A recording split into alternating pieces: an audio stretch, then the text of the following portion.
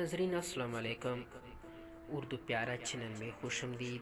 آج ہم بات کریں گے جمع سالم بنانے کے قاعدے پر۔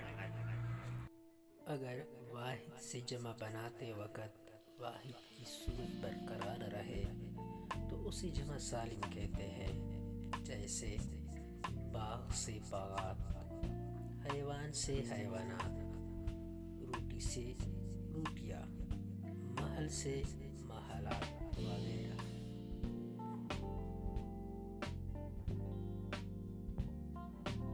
جمع غیر سالم یا جمع مکسر بنانے کے قاعدے۔